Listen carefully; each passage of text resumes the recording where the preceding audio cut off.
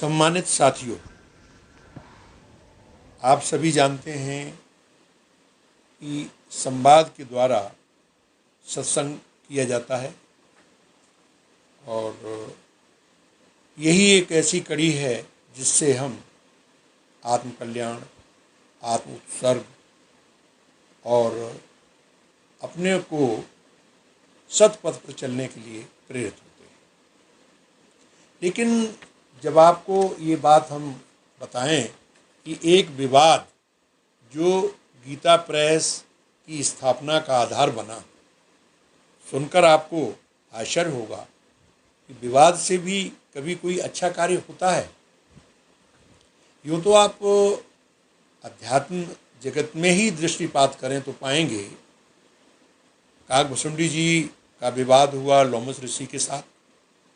इसके बाद उन्होंने काकदेह के कारण पाई, वो प्रसंग आया और वो सर्वपूज्य हो गए। दूसरा आप देखेंगे गोस्वामी तुलसीदास जी और उनकी पत्नी रत्नावली जी के साथ एक विवाद ने उनको कहाँ से कहाँ पहुँचा दिया। तो विवादों की जो श्रृंखला है, ये तो वो अच्छे मनोभाव से है, सुसंस्कारित है, तो वह भी हमें उच्च स्थान पर या परम उद्देश्य की ओर ले जाती है। अब मैं बताने जा रहा हूँ कि गीता प्रेस जो आज वैश्विक स्तर पर भारतीय संस्कृति, सनातन परंपरा, अध्यात्म, ज्ञान, वैराग्य, भक्ति, सदाचार आदि के सत्साहित्य और सुप्रसिद्ध कल्याण पत्रिका का प्रकाशन कर रही है। करोड़ों में संख्या में मुद्रित हो रहे इनका साहित्य। तो बात उन दिनों की है जब जिनको हम सेठ जी कहते हैं, ब्रह्मलीन श्री जयदयाल जी गोविंद का कलकत्ते में रहते थे और अपने एक मित्रों का समूह बनाकर अध्यात्म पर चर्चा किया करते थे।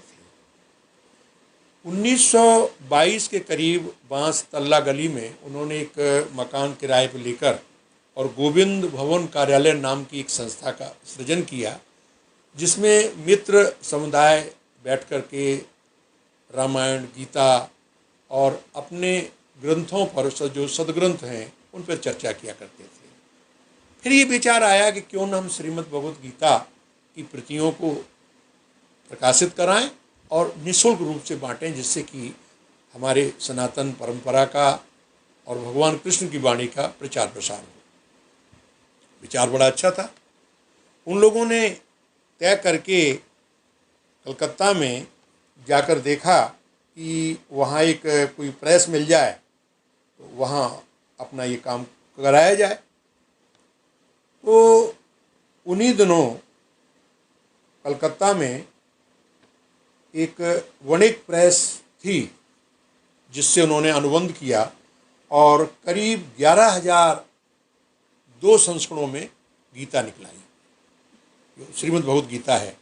लेकिन उसमें इतनी अशुद्धियाँ हो जाती थीं कि प्रूफ रीडिंग में ये बार बार कहने के बाद भी शुद्धियाँ उतनी नहीं हो पाती थी।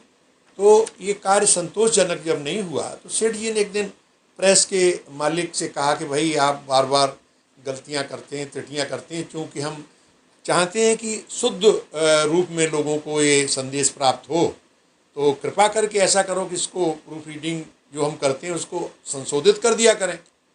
कई बार के कहने पर जो प्रेस का मालिक था वो पता नहीं किन भावावेश में आकर वो सेठ जी से बोल पड़ा कि भैया आपको इतना ही ज़्यादा शौक है शुद्धता का तो अपना प्रेस क्यों नहीं लगा लेते।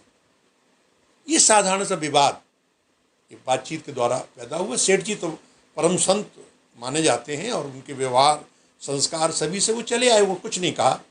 उनके मित्र थे भाई जी हनुमान प्रसाद पोद्दार और घनश्याम दास जालन जी, मिलके सोचा कि क्यों न अपना एक प्रिंटिंग प्रेस शुरू किया जाए। चर्चा हुई। इसी कड़ी में घनश्याम दास जालन जी ने सुझाव दिया कि चूँकि गोरखपुर में मेरा व्यवसाय है, यदि इसकी स्थापना आप गोरखपुर करते हैं तो हम अपने काम के साथ साथ इसका काम भी देख लेंगे। प्रस्ताव सबको अच्छा लगा और तब अप्रैल 1923 में एक किराए की छोटी सी जगह लेकर के 600 रुपये में हैंड प्रेस खरीदी गई और उसमें श्रीमद् भगवद गीता का शुद्ध पाठ मुद्रित होने लगा।